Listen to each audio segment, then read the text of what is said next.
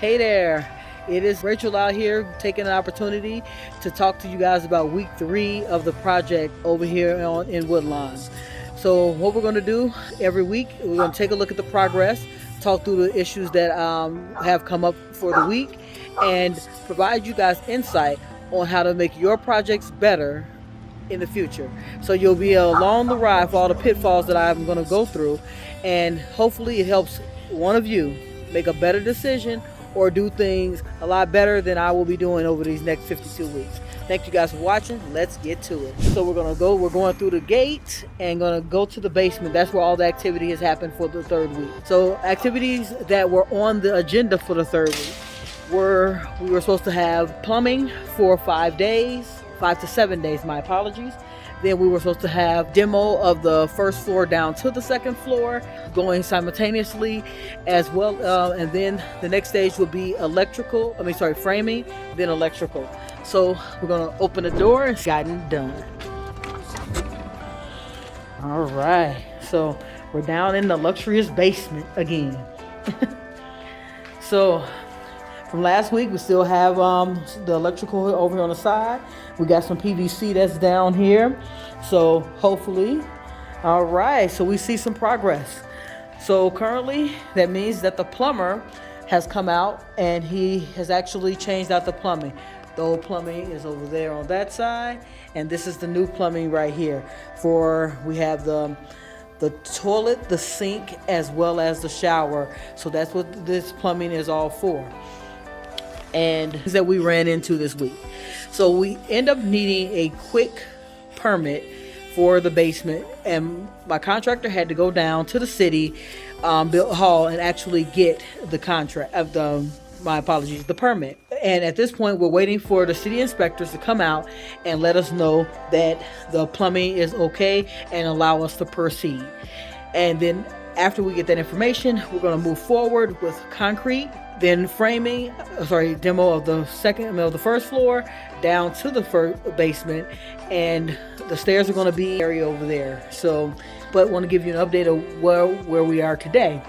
So, also this water that's down here, I still see that is on the floor currently, but I see that we have a new pipe here that's actually going up to the ceiling.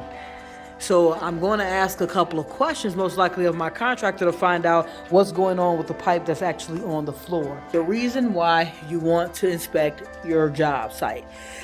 You can have your general contractor, a project manager, but especially when you're a newbie, you want to know the whys. I'm a person who asks millions of questions. I'm going to tell you, I get on my general contractor's nerves. I get on many people's nerves, but I'm going to tell you what it allows me to do. It allows me, one, to have insight about what is going on, why something is going on, and how to better prepare for my future projects.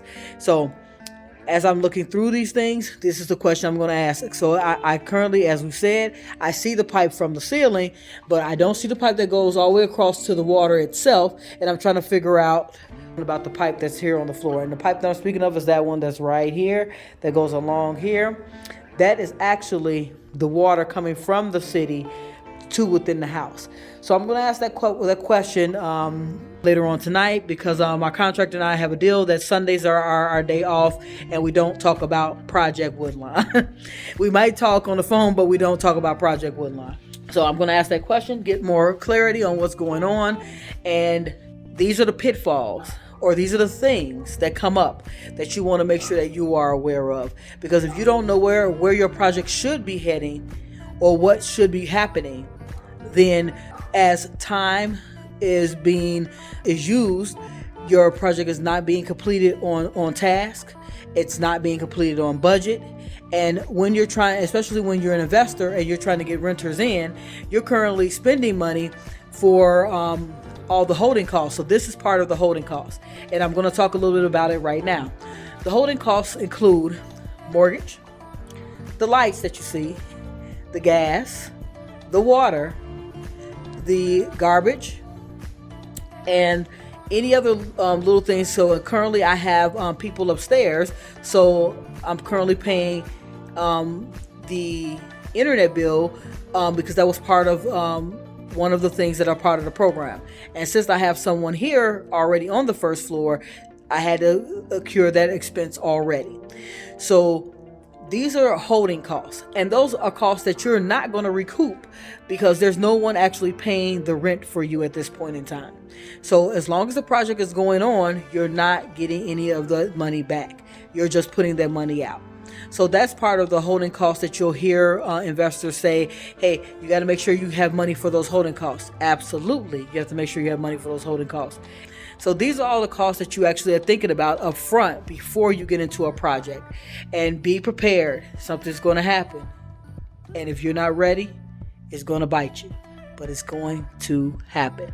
So we'll talk next week as we go through the project and we start talking about week 4.